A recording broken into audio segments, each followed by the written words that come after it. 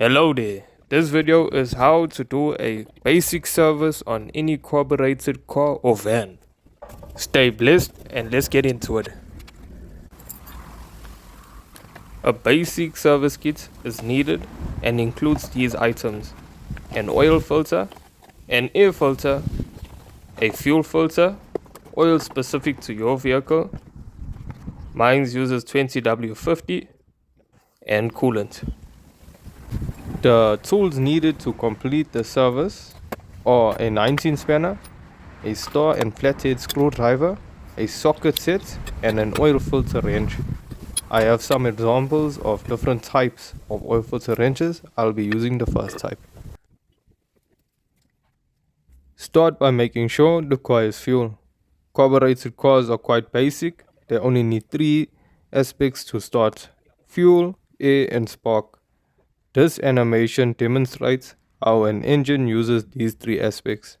The engine works in 4 stages. First, a valve opens and the piston lowers, letting a mixture of fuel and air into the combustion chamber. Second, as it comes up, the piston compresses the fuel-air mixture. Third, a spark from the spark plug ignites the mixture, which pushes the piston down again. Fourth, the exhaust valve opens and as it comes up, the piston pushes the spent gases out. And the cycle starts over again. Intake, compression, combustion, exhaust. Intake, compression, combustion, exhaust. Intake, compression, combustion, exhaust. Intake, compression, combustion, exhaust.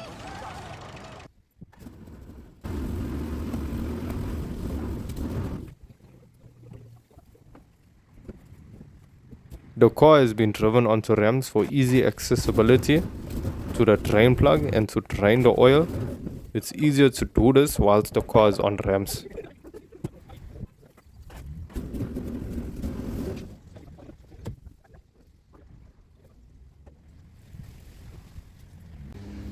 Replacing a fuel filter is simple.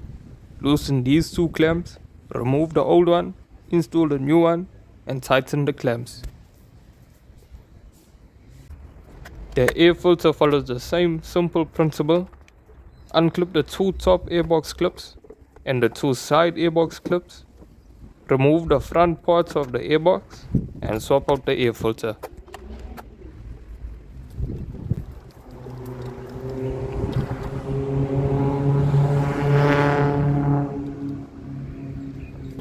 Now that the simple parts of the service is complete, let's move on to the oil service. Ensure you have an old container and funnel to catch the old oil. Here's a tip.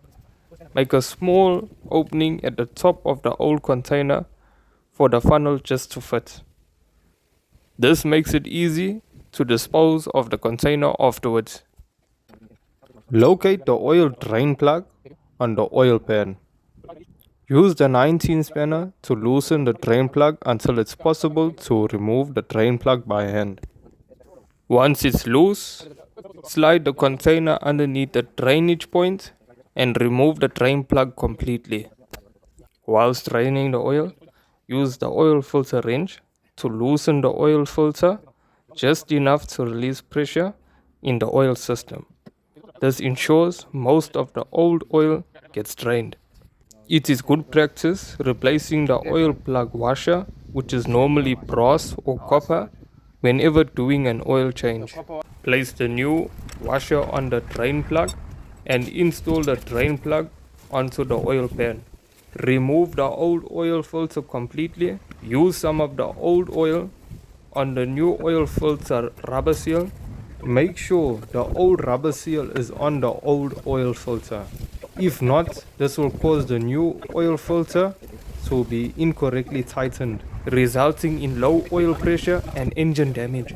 And tighten the new oil filter so that it catches on the threads correctly. Now use the oil filter wrench to tighten it fully. Do not over tighten the new oil filter. After the drain plug, a new filter is installed and tightened correctly. New engine oil with the correct grade specific to your vehicle can be added via the engine oil fill cap, which is normally located on the top of the engine. That is the engine oil service complete. Moving on to the last parts of the service, which should be a coolant and antifreeze replacement. Start by locating the coolant pipe on the lowest parts of the radiator. Loosen that clamp, pull off the coolant pipe carefully, and in doing this, will ensure no water gets on any electrical components in the engine bay. Once all of the old fluid is drained, reattach the coolant pipe back onto the radiator and tighten its clamp. Locate the coolant bottle in the engine bay, normally marked with a blue or green cap. Now new coolant can be added into the coolant bottle. The battery was removed to get more space in the engine bay to avoid spillage. To get an accurate reading of the coolant level, start the car so that the coolant circulates in the cooling system. This will be the best time to check for any coolant leaks or oil leaks. As the coolant circulates in the cooling system, add more coolant if required.